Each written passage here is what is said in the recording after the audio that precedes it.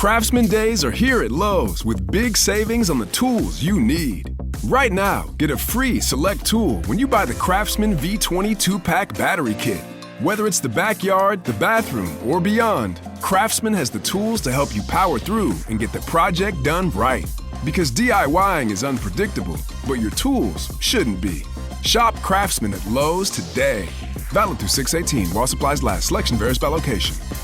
What's up, family? Gerald the Bossman here. You're tuned into the Bossman Show on AM 1010, AM 1430, 1055 The King. Let the King out at 105theking.com and the Bossman Show at bossmanshow.com. Hit me up on Instagram, The Bossman Show, Twitter at Bossman Show, and Facebook, Bossman Show. It's the Bossman on your radio. Listen to the Bossman Show with your host, JR, Saturdays at 9 a.m. right here on AM 1010, The King. What's up, good people? BetOnline is your number one source for all your betting needs. The latest odds, lines, and matchup reports for baseball, boxing, golf, and more. BetOnline continues to be the fastest and easiest way to place your wagers, including live betting and your favorite casino and card games available to play right from your phone. Head to the website or use your mobile device to sign up today and get in on the action. Remember to use your promo code BELIEVE, BLEAV, for your 50% welcome bonus on your first deposit. Bet online where the game starts. BS3 Network, changing the way you watch TV. Yes, BS3 Network, changing the way you watch TV, covering content and hot topics from A to Z, sports, music, society and culture, movie reviews, you name it, we have it. Check it out on bs3network.com or check us out on Roku, BS3 TV on Roku, as well as check out your favorite podcast on all podcast platforms or Spreaker.com/BS3 Network. You are now tuned to BS3 Network.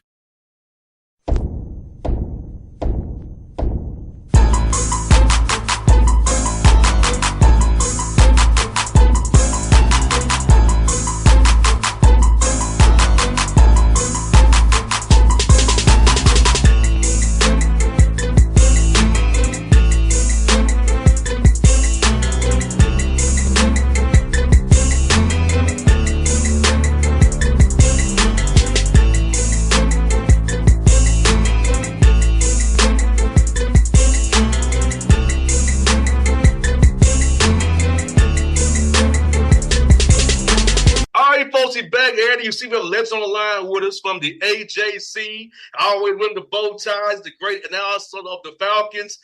He won the Bros as well. He's one of the guys. It's our D-Led been on the Bossman. So D-Led, good to see you again. How you doing, brother? Oh, I'm doing great, boss man. Thanks for having me on the show today. Yes, and I want to have you on because Coach Gayle loves your work, man. And Coach Gayle said, we got to get him on the show. I said, I can do that. I can make it happen. So we got you on the show. We appreciate you. We appreciate you, sir, Mr. Ledbetter. I love your work. You look as amazing in person as you do in the newspaper. So just want to say thank you. Well, thanks for having me, Coach Gayle, and I really appreciate your kind words. I'm wearing a Seahawks hat, but that's my Smyrna Seahawks Little League hat, not the big Seahawks. Because we do a lot of used to do a lot of coaching in the community over here. No doubt. And you know what, D-Led, Coach Gayle was a teacher in high school before he got his job at Albany State. And he's also with St. Thomas there down in Miami. So Coach Gayle loved to teach, man. And I know you're a teacher as well in what you do with journalism. I see you at the Hawks games, bringing children to the game. So Coach Gayle, you and his Coach D-Led, y'all both teachers, man. So you feel free to jump in, Coach Gayle. So Mr. Ledbetter, I know that you're in the community still, and I know you've been, doing things in journalism and doing things in education for a long time. So we have a lot of young people that will tune into this show and try to figure out what their path is. Talk a little bit about your career path from its genesis, maybe in high school, college to where you are right now. Yeah, Coach Gayle, it all started. My journalism career started in junior high school when I'm on the team, but they needed articles for the junior high student newspaper. So my English teacher got me involved with the student newspaper, which, now that'd be probably the student blog or social media or however the teams communicate in their high schools now, or the yearbook. And it just kind of grew from there. Did it in high school, went to college, got a journalism degree, and was able to land some job. But also, ended up going to law school there on the side, which allowed me to teach at later on. But while continuing to work on my craft at various newspapers that, for our kids now, they might not be around. There'll be websites instead of the Charlotte Observer, Cincinnati Enquirer, Milwaukee Journal, or the Atlanta Journal-Constitution. You got Bleacher Report, Yahoo, ESPN.com, The Athletic. It's going to be a different form, but there's still going to be stories to be told and for people to write them, produce them, talk about them, and be shot on camera and moved over the digital platform. So, just starting early and continuing to work on my craft was a plan that's worked out for me and probably be a good plan for the young kids that are watching today. I love what you said. Let me ask you this, Led. I know when I got started in 2012, it was really much you need to have callers behind your name and pretty much be on the radio or print. Now it's digital media. So for you being in print, but going more digital, how have you had to adapt yourself and how you go about the business of the day to the new way of putting it on digital platforms rather than it being in the paper so much? See, people like to be on their phones and iPads so much now. Yeah, the big change was, we used to be split. You had print, radio, and TV. And now you have to be able to go across all three of those platforms. I have to be able to go on the radio. I have to be able to go on television. You have to be able to do a podcast, which might be just reading what you wrote for the story and breaking it up in more digestible audio and digital form. So, being able to write is still going to be the foundation of what you do, but you have to be able to span all the platforms. Now, it wasn't real easy getting used to being on camera. We didn't have cameras. We didn't have everybody with a cell phone in their pocket and everybody with their own YouTube channel. So it was a matter of getting used to that, talking to the camera, and being confident about your information. So, that all that's all done by your preparation and your homework. Because when you get on that camera, you got to make people believe that you're telling them the truth and you shoot them straight. If you shaky on the camera, they're going to sense that, okay, this guy, I'm wasting my time. He got a bunch of maybes and what ifs and therefore instead of I want them straight. So, yeah, the kids today, they grow up in a new era. They'll be more ready to be on camera. But, will they do the work to prepare to have the accurate and correct and detailed information? That's going to be the key for them moving forward. So Mr. Ledbetter, I have a former student athlete that is currently in law school. What made you go and pursue a law degree? Well, we had always been underrepresented in the field. And so, everybody said, oh, there's too many lawyers. And my law professor told me, hey, there are not too many good lawyers. So, I wanted to be one of the good lawyers who helped out the community and, provided services that the community had been lacking or have been not, provided therefore. So, it was a vacuum that, in addition to being able to write, you could also help out the community with issues from elections to civil rights to employment law. That's why I was a corporate attorney and was proficient in those areas. Had there been any? I'm sorry, Jr. I just Now want to you ask good, one more coach. question because you're fascinating, man. Somebody should write your biography. Had there been any clashes with you being obviously writing pieces and being in journalism? And then, I don't know if you've been practicing law while you were writing, but definitely having that knowledge, of the law. Had there been any clashes with any of the people that you've been working with or working for? Yeah, for a while I did both. The pre-internet, I was covering the NBA and working at Gonzalez, Sadio, Bersol, and Harlan in Milwaukee. But the clashes have come in the form of me covering the Pete Rose trial, which just came up. I was in law school at the Cincinnati Enquirer and was able to use sports and law in that. And then later in Atlanta, I was the lead attorney writer for us on the Michael Vick dogfighting trial.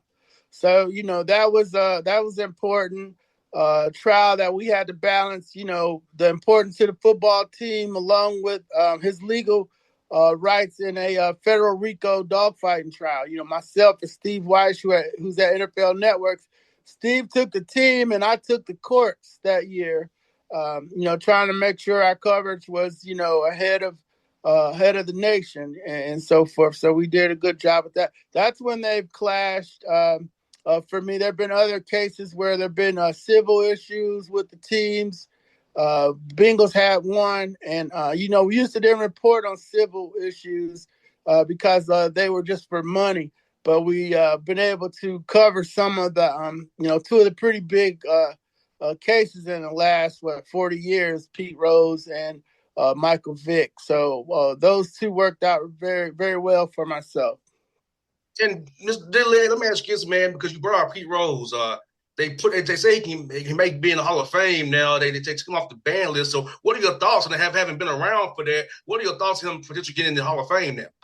Well, I mean, they have a character issue in the Baseball Hall of Fame, and so the gambling part was he bet on his team, but there's some other character issues that he had, outside of the field that in baseball they get to take that into consideration. And as you know, I'm one of the football voters, and we don't we stick just to the field and what they did as a player. So, for instance, Lawrence Taylor has had problems off the field, but they're not supposed to come into that room.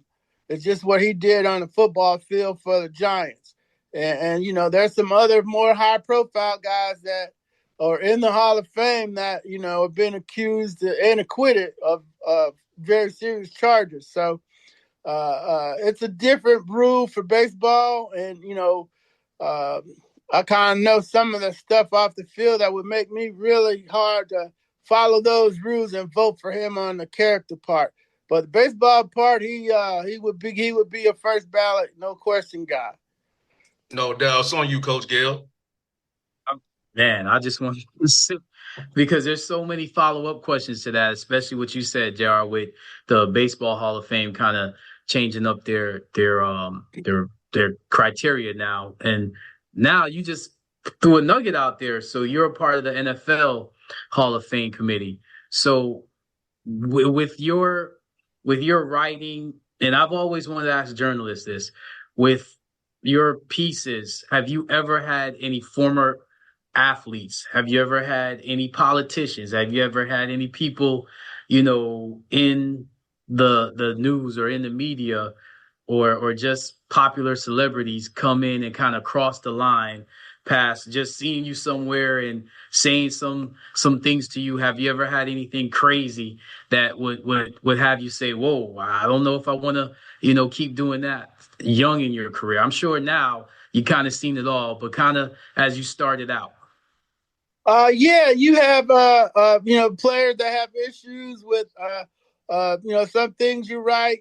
I know Sterling Sharp, he's getting ready to go in the Hall of Fame. We were able to help him get in the Hall of Fame. I kind of got my job covering the Packers because he wouldn't talk to the other reporters, but he wouldn't talk to me either. So they found out I could still cover football. They thought the brother was going to talk. They sent me up there on the brother card thing.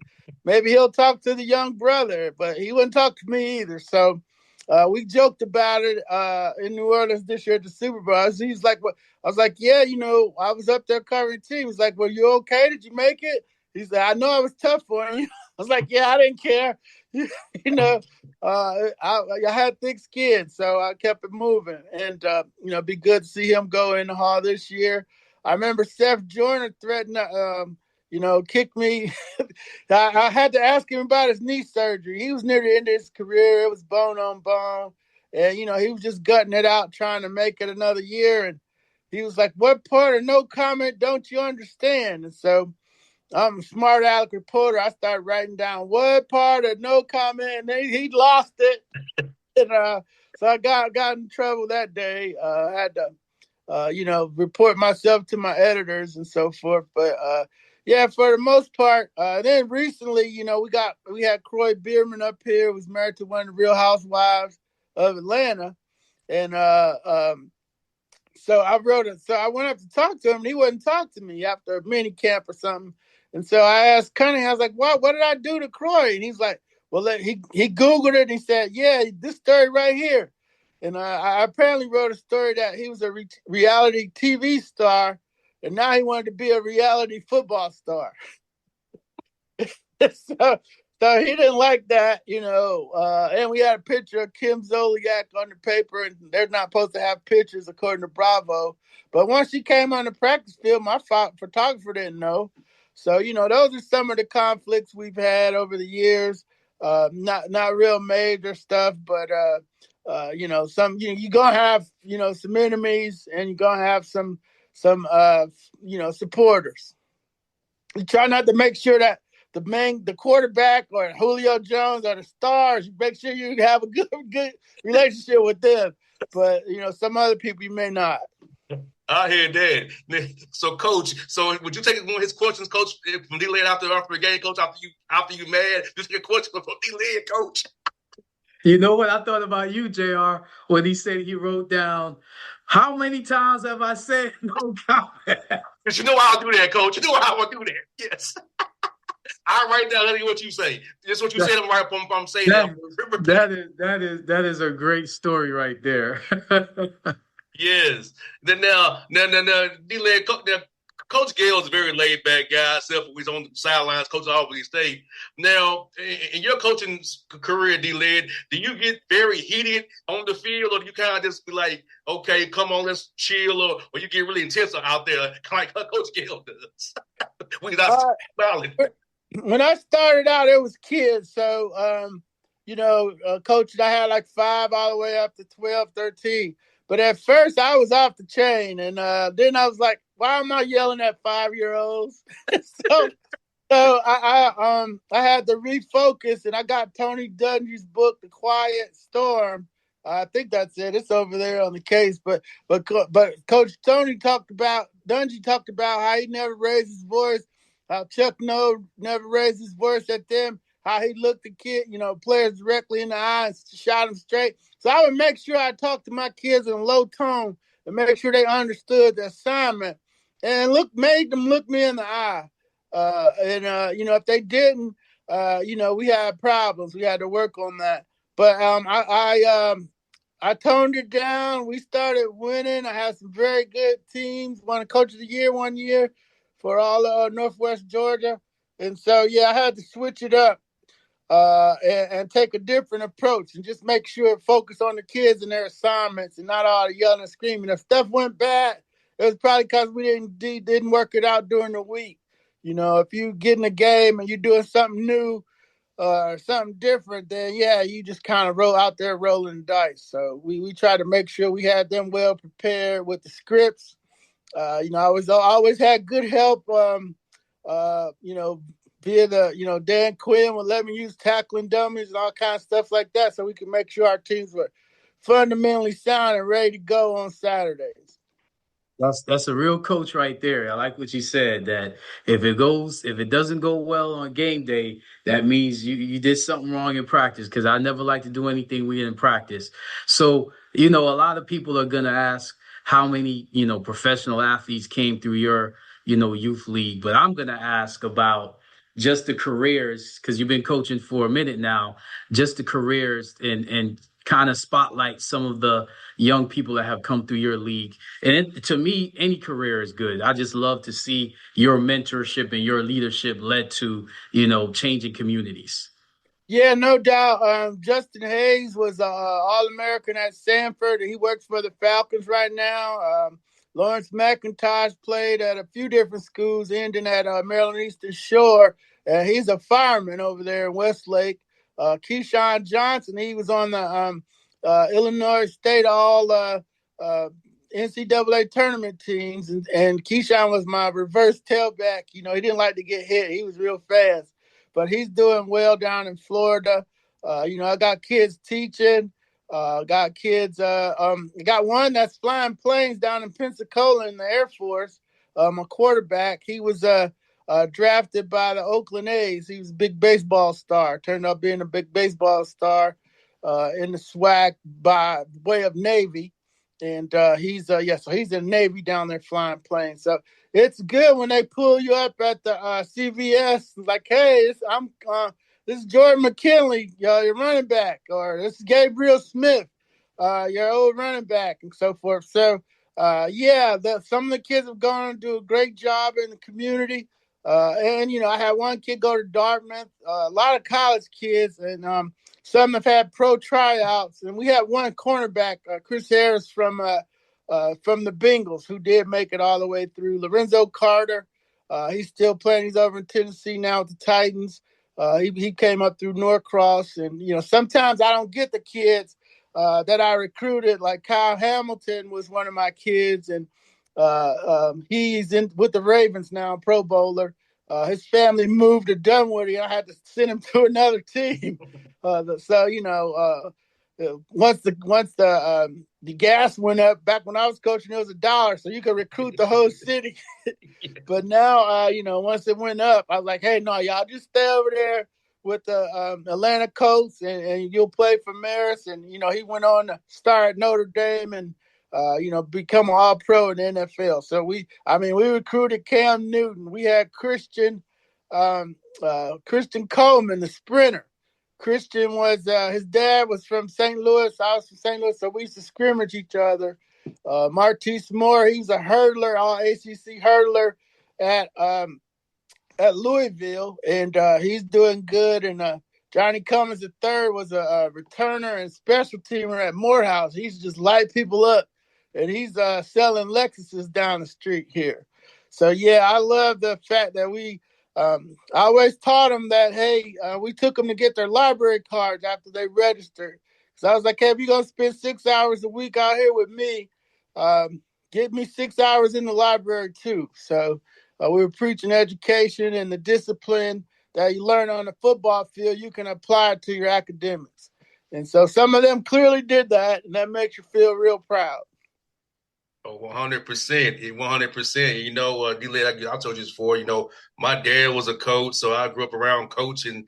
And I'm helping out Coach Gayle now, coach with Albany State now. So it's fun to impact these kids, D-Led. Like, I know coaches to tell you, like, they're players who I mentor on his team now, try to help out. We do have a young man in journalism. We probably click D-Led with him, coach, to maybe help out, get him on the right track, too. We have a guy on our team who's a journalism major as well. So, it's just really fun to really pour in the kids like my dad used to. And being with Coach Gill letting me do this with him, it's been fun, D-Led. I'm enjoying helping these kids out, giving a little bit of what I have to offer as well. Yeah, that's awesome. And keep up the great work because, they need to know, they need to know the examples that are out there for footsteps for them to follow in. I never knew about being an athletic director, but now that's my dream job. I'd love to be coach's boss. Make sure he had everything he needed to win and get to the tournaments and so forth, and get that NIL money in coach's hands so we could make the program go. But I didn't know about that growing up, but we can tell the kids about that now, how important the math is and how important, geometry is in football, sports, and coaching so they can have some more options as they move forward. Every coach has a mantra, so I'm not going to assume. So you said that you wanted to you told your players, you're going to have 6 hours with me on the field. Give me 6 hours in the library. But for a player that has played for you, they know one of the mantras that you will say at every practice. What's the mantra for you? Yeah, mine was go hard. I need everything you got. We gonna go hard. If we get it wrong, we gonna fix it, but we gonna go hard the whole time. So whether we running sprints at the end of practice or doing jumping jacks at the beginning, we gonna do our best for that whole 2 hours. And we gonna go hard. And then, if we get on the football field and we if things ain't going our way, we still gonna be going hard. So, no matter what in life, I learned from Pete Gillen, who was a coach at Xavier, when I was in Cincinnati. He's like, hey, you can go hard every day. You can play defense and basketball every day. Your jumper might not be falling, but I gotta have that every day, and that's what I preach to the kids. And it was great because I go see the high school games. And I can kind of pick out my kids on kickoff coverage because they're the first ones down the field lighting people up. So, go hard was my mantra, and it applies to football and life. And what's yours, Coach? So if you know me and you play for me, then my favorite line has always been, the real world will teach you better than I can. So everybody that plays for me, they hear that, and about 2 years, about a year or two after they leave me, they always say, Coach, you were right. No, and my dad's was master. Every motion counts. Yep. That was his favorite line. Every motion counts. So we were out on his basketball court. Every motion counts. Mm-hmm. Everything you do counts. So, I use it to this day, D-Led and Coach. Even on his radio show, everything I do matters. Every guest matters. Every question matters. So that's still stuck in my head, even though 13 years in this radio game, everything I do matters when I get on this radio show, man. Mm-hmm. So Mr. Ledbetter, let me ask you this question, because you've interviewed coaches, you've been around coaches, you are a great coach, and to me, a great coach is all about leadership. What to you, and I want you to be specific to the sport, what makes a great coach? You got to be able to communicate, and you got to be able to handle people. People can meet them where they are. People come from all over, and you got to. In my instance, dealing with the parents, because you want the trust of the kids. I can handle the kids, but once the parents know that you have their best interests the kids at heart, they're gonna fall in line. Now the parents I started with in 2006, they were a lot different than the parents in 2018. So. 2019 was my last year, so I probably need to reassess that. But it's all communications and expectations and managing those expectations. So parents want answers. Sometimes they don't like the answers you have, and you gotta separate. But as long as you communicating with them and manage your expectations, you should be good in any sport. 100%. Well, D-Led, let me ask you one last question, man, about this. For you, man, for the young journalists out here who are watching the show and the communications majors are out here, what advice would you give them while they're in school to kind of build themselves, establish themselves, to get ready to get out in the real world, try to get them a job after college? Yeah, stick to the be sound fundamental. It's just like football. Don't be trying to catch the one-handed pass when you can't catch the fundamental straight ahead pass. Don't be trying to be Stephen A. Smith where it took him 20 years to get there. You got to handle the basics first. So build your solid foundation and not just rely on quick, short, hot takes or yelling and screaming. There's got to be some work put in. So there's got to be some dedication to the craft to put in the work and make sure that you are fundamentally sound before you start growing and going off into different other things. So, fundamentals, just like in basketball or just like riding a bike. You're not going straight to the Tour de France. On your first day getting on the bike, you're not. You're gonna fall a couple times. So, but keep getting back up and keep doing the work. That'd be the advice I give the young kids starting out in journalism. Just get some reps in wherever they're at. student newspaper, the student social media site, the yearbook. Just keep getting practice as much as you can, and keep working on the craft and build up your fundamentals. Oh, that's on you, Coach. Take it where you want to go, brother. So you know my last question, because you're in sports media, and I'm a coach, and we're not just talking about the big news in the coaching world today, but with this has been going on really for the last few years, with coaches kind of getting fired before, and it's at all levels, high school, college, NBA, kind of coaches getting let go before they can really do the job that they were hired to do, and they did the job that they were hired to do. They surpassed expectations, but for whatever reason, the bar got lifted before they can actually catch the bar. What do you think about this climate with just coaches in general? It's you're a coach. What do you think?